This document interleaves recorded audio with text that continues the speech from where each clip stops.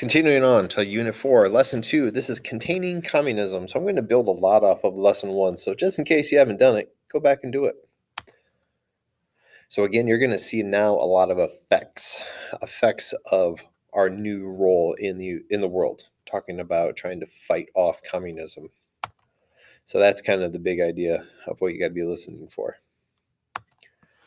So I take you back to this Yalta conference. So this is a big deal because we have to establish, again, where Berlin is. Berlin is in the middle of the Soviet Union sector of Germany. So P.S., this whole thing is Germany, just in case I didn't say it last video.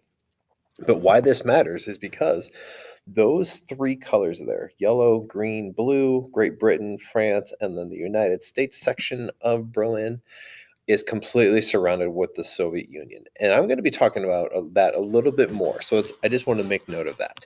Because in the Potsdam, the post-World War II conference, when all the stuff went south, this is where, again, Joseph Stalin is going to start executing this plan of this lesson. So what is that plan? Is going to be something known as the Berlin airlift. Okay, but I take you back to, again, we are now in the middle of high tensions because of this Cold War.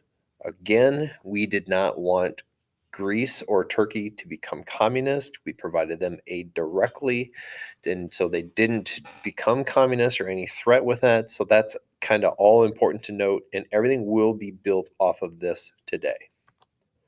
So first question here, all parties follow through with the Yalta agreements after Potsdam. So again, our foreign policy is going to be containment. We want to keep communism where it already exists in the world. And you're going to notice it is all going to be possible because of one major plan called the Marshall Plan. And this is going to be all of Western Europe. So including the western part of Germany, parts of France. You're going to see that everybody is going to get supplies, medical supplies, food, fuel. You're going to see automobiles starting to go over there, money to keep people happy in Europe. Reason being is that, again, communism is very appealing on paper when it comes down to when you have a rough life. Okay, so again, you're going to see countries that become communist are ones that are poor, underprivileged, whatever you want to call it, and basically are in the middle of a crisis. So if you look at Russia, when they turned from Russia to Soviet Union, they were getting their tails kicked in World War I. People are going without. Somebody comes in promising a different life, better life. Vladimir Lenin, all of a sudden, boom, communism's in. You're going to see it again in Vietnam. You're going to see it in Cuba. So again, just kind of know that. Times are desperate. Communism supposedly is their answer. So question, under the Marshall Plan, by providing aid to European countries, they were not in threat of communism spreading. So this is where the Cold War is going to start to heat up. And it's all going to start when, again, those three sections, us, Great Britain, France, they're all going to combine their different sections of Germany to form West Germany. Now, Joseph Stalin and East Germany are going to hold strong. They're going to basically keep communism inside of that East Germany. And this is basically how it's going to be until the early 90s, maybe late 80s.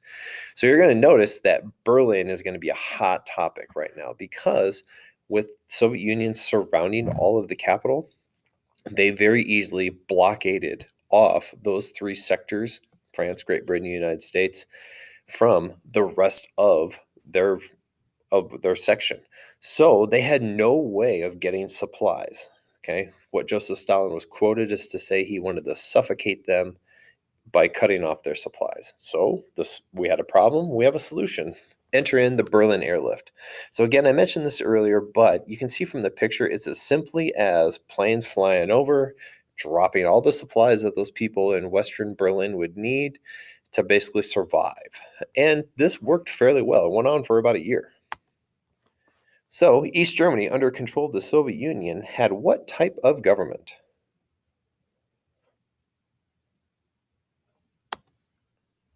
So this is where you're going to notice that history is going to repeat itself a little bit more. So again, the United States, we obviously have allies. We have France, we have Great Britain that are going to support our way of thinking. And this is all going to eventually become what's known as NATO. And this is something that's actually in current events right now with Russia invading the Ukraine. However, in this case, it's all to prevent communism to expand. So therefore, we are going to all work together to make sure that communism doesn't grow.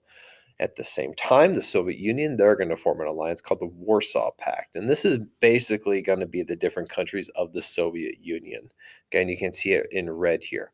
And why this is all such a big deal is because when it comes down to it, again, history is repeating itself. When you have militarism happening, when you have alliances happening, imperialism is happening, and this is all just history repeating itself again.